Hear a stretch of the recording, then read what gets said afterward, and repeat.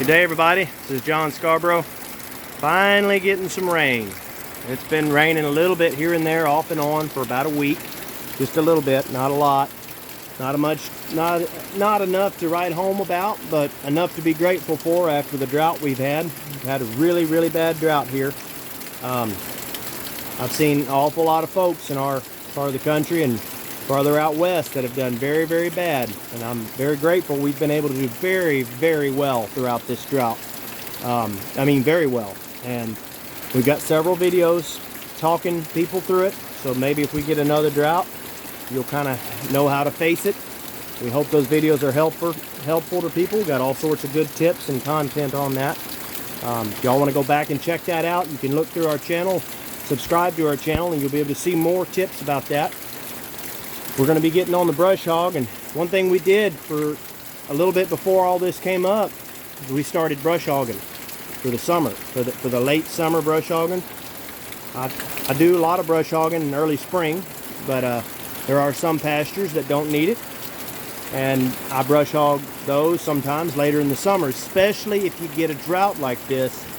I like to brush hog if I know a rain's coming, and all I'm doing is re-tenderizing the grass, but I'm also knocking back any weeds, and I'm using those weeds as my own, as organic matter on the ground to actually hold in moisture. So if you look across there, this is our property over here. If you look across there, that was all, you know, clear cut. It was woods, and it's got a lot of weeds, but it's starting to come in with some other native grasses and things like that.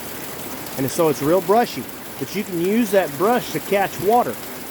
And it catches water now as organic matter, and then it turns into nitrogen because it feeds your earthworms and your microbes. Then it also will turn into carbon. That carbon, it will actually capture that carbon being broken down into the soil that way. It's a really good way, one of the best ways to capture carbon is like that.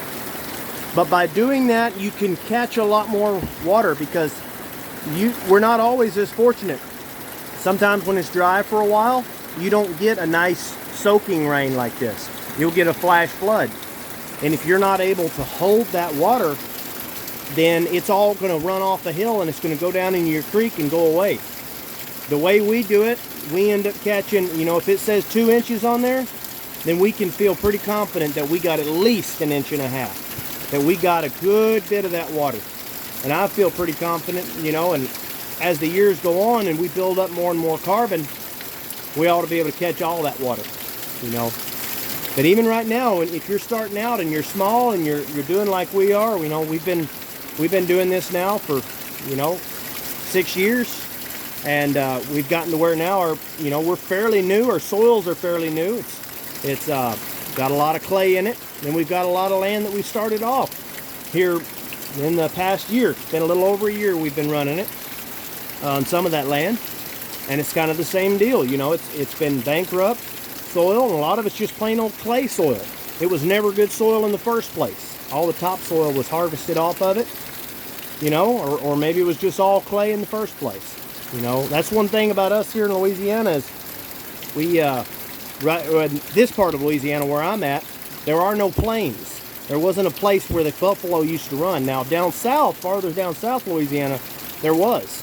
That's where they do a lot of the row cropping. But here, this is not row crop country. And that typically means that it wasn't the best soil. So we're working with soil that's not just bankrupt, but soil that never was. You know, and it takes a lot to come back from that. But that's something we've been able to do. And we're very grateful for that. But it's not by accident. It takes time, especially since we've never used any fertilizers, no nitrogen of any kind. We've never sprayed, never used any type of sprays. You can tell looking at my place, I mean, it starts to get weedy, but you can start to get those weeds and take care of them and get them less and less and use those weeds as a place to capture water, especially in a drought like this. Our pastures, we try not to get them quite this bad, you know, but during this really dry drought season, I sure didn't want to cut it all off. I wanted to keep anything I could get because I didn't know what was going to be. I didn't know how the soil was going to be. I didn't know how bad the sun was going to come down, and I didn't know how bad the drought was going to be. You know, it's possible that drought could have lasted all the way to the end of the growing season. We wouldn't have nothing at all.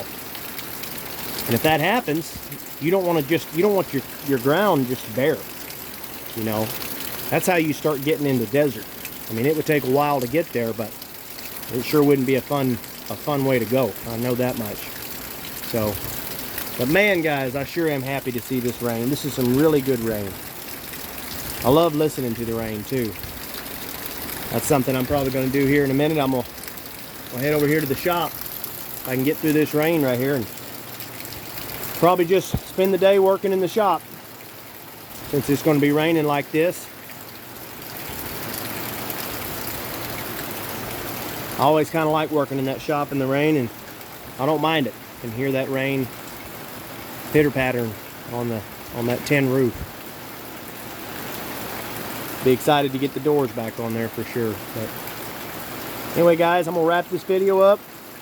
Just wanted to show y'all this. I know an awful lot of y'all have been following the channel. You've seen the lack of rain that we've had. You've seen all that we've been through and all the dry weather we've had. And if you haven't seen all that, go back and check it out. I just wanted to show y'all we finally got rain. So like and subscribe for more, guys.